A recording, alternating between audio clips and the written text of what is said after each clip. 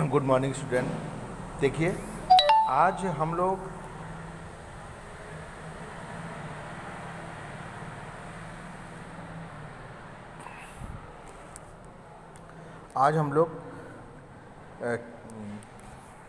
Lesson 2 का अम्ल क्षार एवं लवण, केमिस्ट्री का एक चैप्टर है अम्ल क्षार एवं लवण, इसका स्टडी करेंगे हम लोग। तो अम्ल और क्षारक, अम्ल को एसिड और क्षारक को बेस कहा जाता है। ठीक है, तो अम्ल की पहचान क्या है? अम्ल खट्टे होते हैं। अम्ल नीले लिटमस पेपर को क्या कर देते हैं? अम्ल नीले लिटमस पेपर को क्या करते हैं? लाल कर देते हैं। ठीक है। दूसरा, ये जली विलयन में हाइड्रोजन आयन देते हैं। एसिड शब्द लैटिन भाषा का शब्द है, इसका मतलब खट्टा होता है। दूसरा है, इसमें एसिड कई तरह के हैं। देखिए, एक प्रबल एसिड होता है और एक दुर्बल एसिड होता है। प्रबल एसिड और दुर्बल एसिड, प्रबल एसिड और दुर्बल एसिड होता है। तो प्रबल एसिड क्या है? हाइड्रोक्लोरिक एसिड है, H2SO4 है। ये देखिए, हाइड्रोक्लोरिक एसिड है, HCl है, और सल्फ्यूरिक एसिड है। ठीक है, और HNO3 है यहाँ पर। और दुर्बल एसिड में एस्टिक एसिड है, लैक्टिक एसिड है, ऑक्जेलिक एसिड है। ये आपके यहाँ ये लिखा हुआ है। देखिए, सबसे पहली बात, एक फार्मूले को देख करके हम कैसे ये जान पाएंगे कि ये एसिड है। अगर किसी फार्मूले में H हो, केवल H हो, जैसे देखिए HCl, H2SO4, HNO3, H है ना, ये सब में H, CH3COOH है, लैक्टिक एसिड। तो ये क्या है? ये सब एसिड है। ये सब क्या है? एसिड है या अम्ल है ये सब। और हम देखें कि अगर किसी फार्मूले में किसी चीज़ के OH हो, जैसे देखिए ये क्षार जो कि कड़वे होते हैं स्वाद में, ये लाल लिटमस पेपर को नीला कर देते हैं।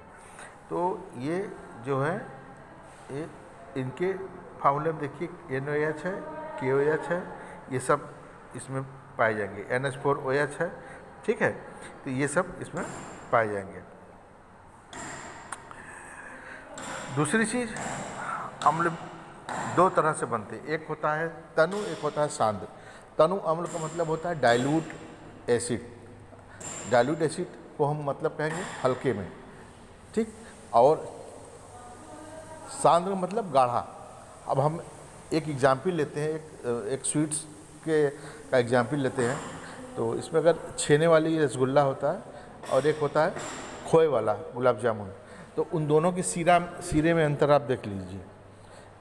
जो छेने वाली रसगुल्ला होता है उसका सीरा कैसा होता है? खोए वाले जो गुलाब जामुन होगा उसके सिरे से पतला होता है। तो हम ये कह सकते हैं कि जो छेने वाला रसगुल्ला है उसका सिरा तनु है, डाइल्यूट है, और जो खोए वाला गुलाब जामुन है उसका सिरा उससे गाढ़ा है, इसलिए वो सांद्र है। तो सांद्र का मतलब गाढ़ा और तनु का मतलब जो है हल्का होता है। तो दो तरह के हैं, जिसमें अगर हम साइंटिफिकली अगर इसको परिभाषित करें, जिसमें अम्ल अधिक मात्रा में होता है जबकि जल कम मात्रा में हो वो सांद्र है। जिसमें अम्ल अधिक मात्रा में कम मात्रा में हो और अधिक मात्रा में जल पाया जाए वो तनु है। यानी कि अगर हम 1 लीटर पानी में, ठीक है, 100 ग्राम चीनी डालें और 1 लीटर पानी में एक में हम 50 ग्राम चीनी डालें, तो 100 ग्राम वाला जिसमें हम 100 ग्राम चीनी डाले हैं वो सांद्र विलयन कहा जाएगा, और जो 50 ग्राम इसमें डाले हैं वो तनु विलयन कहा जाएगा, एक दूसरे के सापेक्ष। ठीक है, तो ये था। उसी तरह प्रबल क्षारक और दुर्बल क्षारक भी होते हैं। NaOH, KOH, कैल्शियम हाइड्रोक्साइड है, ये सब प्रबल क्षारक है। दुर्बल क्षारक NH4OH है। अब आता है क्षारक के बारे में, मैंने आपको बताया। क्षारक के बाद आता है क्षार। क्षार किसे कहते हैं? जो क्षारक जल में घुल जाए, घुलनशील हो, सोल्यूबल हो, उसे क्षार कहते हैं। ऐसे NaOH, ऐसे S ब्लॉक के एलिमेंट्स में है, देखिए आप, सोडियम है, पोटेशियम है, ये सब जल में सब घुलनशील हैं। तो जल में घुलनशील है जब ये, तो इनका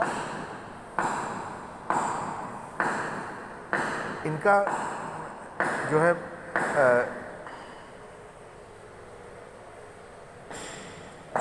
इनको हम क्षार कह सकते हैं, यानी एल्कली कह सकते हैं।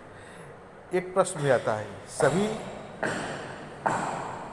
क्षारक हो सकते हैं, लेकिन सभी क्षार नहीं हो सकते हैं, एक ऐसा प्रश्न भी है। तो लवण में क्या होता है, अम्ल और क्षार की परस्परिक क्रिया जब होती है तो लवण प्राप्त होता है। जैसे सोडियम क्लोराइड खाने वाला नमक है, KCl पोटेशियम क्लोराइड। अब आता है सूचक।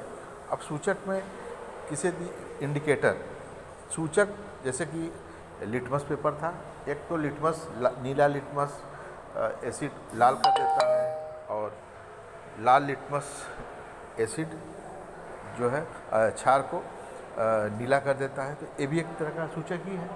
तो एक पेपर में आता है लिटमस और एक होता है लिक्विड में आता है तो वो भी एक प्रकार का इंडिकेटर है। वो अम्ल और क्षार की उपस्थिति को ये दर्शा रहा है यहाँ पर, कि इसका रंग या गंध अम्लीय या क्षार माध्यम में बदल जाता है। सूचक 3 तरह के होते हैं। ये प्राकृतिक सूचक जो पौधों में पाए जाते हैं, जैसे लिटमस है पौधों से प्राप्त होने वाला, यानी लाइकेन, जो लाइकेन होता है शैवाल और कवक के दोनों के बीच जो सहजीवन होता है, वो लाइकेन का एक उदाहरण है वो। तो लिटमस पाया जाता है पौधों से। लाल पत्ता वाला गोभी है, हल्दी है, हाइड्रेंजिया पौधे के फूल है, ये सब। जो कृत्रिम सूचक है वो मेथिल ऑरेंज या फिनाइलफ्थलीन है, ये सब लेबोरेटरीज में होते हैं। आगे क्लासेस में आप लोग को इसका उपयोग भी आप कर सकते हैं। दूसरा है गंधीय सूचक। गंधीय सूचक में इन पदार्थों की गंध अम्ली या क्षारी माध्यम में बदल जाता है। प्याज, लौंग, तेल, ये सब से।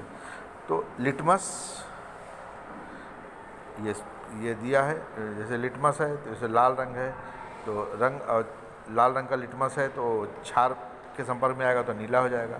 नीले रंग का लिटमस है तो अम्ल के संपर्क में आएगा तो लाल हो जाएगा। मेथिल ऑरेंज है, जब मेथिल ऑरेंज जो है कृत्रिम सूचक है, ये लाल रंग है इसका, ठीक है।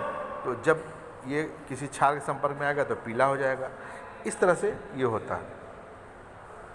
दूसरी बात यह है कि दूसरा चीज़ ये है कि धातु के साथ क्या अभिक्रिया होती है।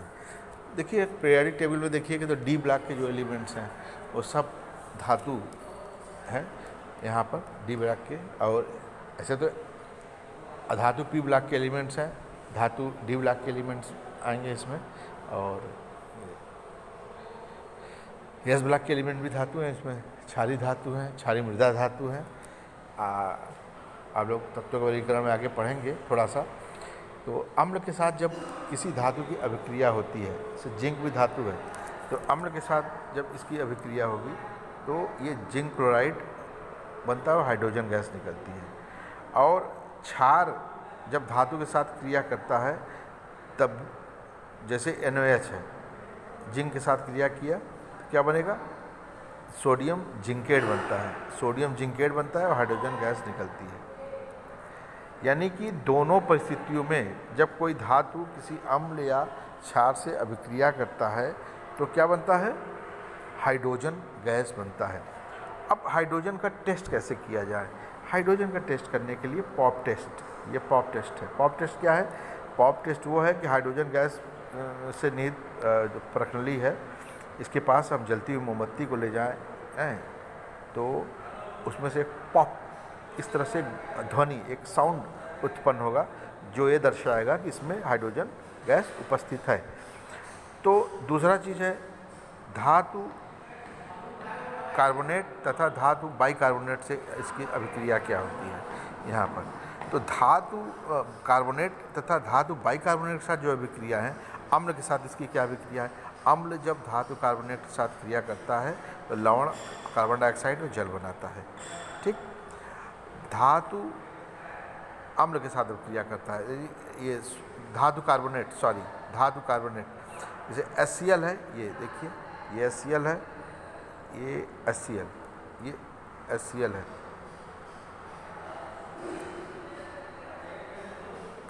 ये HCl देखिए, ये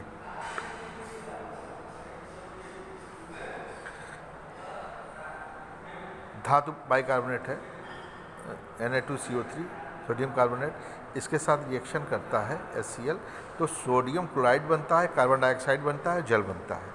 लेकिन क्षार के साथ इसकी कोई अभिक्रिया नहीं होती है। धातु कार्बोनेट का क्षार के साथ कोई अभिक्रिया नहीं है। और अम्ल के साथ, ये तो हमने बताया,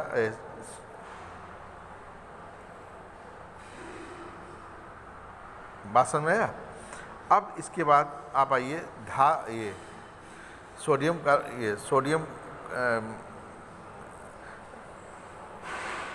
सोडियम बाइकार्बोनेट जो है, सोडियम बाइकार्बोनेट HCl के साथ रिएक्शन करेगा, NaCl बनेगा, कार्बन डाइऑक्साइड बनेगा, H2O बनेगा।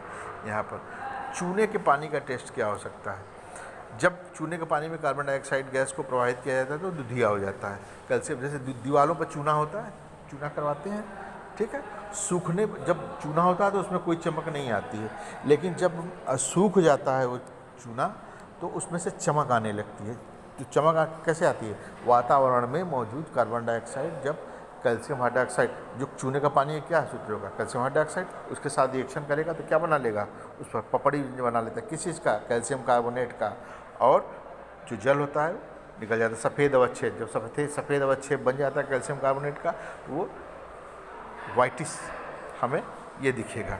इसका जो रिएक्शन है आप देखिए, ये इसका रिएक्शन ये है, ये ठीक है। अम्ल तथा क्षार की परस्पर जो अभिक्रिया होती है, अम्ल और क्षार क्रिया करके लवण और जल का निर्माण करते हैं, ठीक है। प्रबल अम्ल दुर्बल क्षारक से साथ अभिक्रिया करता है तो अम्लीय लवण बनता है, जल बनता है। दुर्बल अम्ल प्रबल क्षारक से क्रिया करेगा, क्षारीय लवण जल बनेगा। इस तरह से ये करें। अम्लों के साथ धात्विक ऑक्साइडों की अभिक्रिया। धात्विक ऑक्साइड जैसे कैल्शियम ऑक्साइड, चूना का सूत्र है, कैल्शियम ऑक्साइड का ये देखिए कैल्शियम ऑक्साइड है, कैल्शियम ऑक्साइड इसका साथ जब रिएक्शन होगा HCl का, कॉपर ऑक्साइड है तो कॉपर क्लोराइड बनेगा और पानी बनेगा, ठीक है। कॉपर ऑक्साइड, मैग्नीशियम ऑक्साइड भी हो सकता है यहाँ पर। अधात्विक ऑक्साइड जैसे कार्बन डाइऑक्साइड कैल्शियम हाइड्रोक्साइड के साथ अभिक्रिया करेगा तो अभी बताया हमने क्या बनेगा, कैल्शियम कार्बोनेट बनेगा यहाँ पर। जलीय विलयन और क्षारक, जब किसी भी जल की उपस्थिति में अम्ल हाइड्रोजन आयन देता है, हाइड्रोजन आयन और H3O+, ये हाइड्रोनियम आयन, इसको हाइड्रोनियम आयन कहते हैं, ये मिलेंगे तो क्या बनेंगे? वाटर, ठीक है।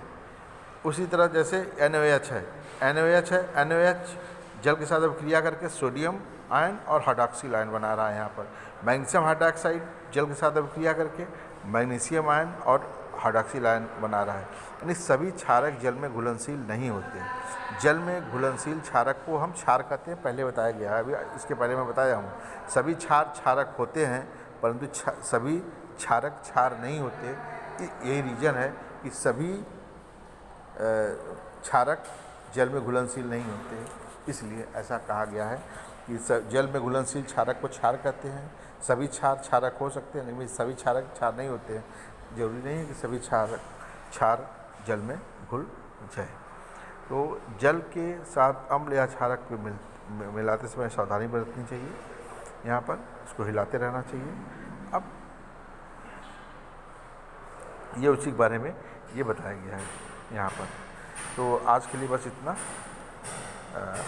Thank you very much.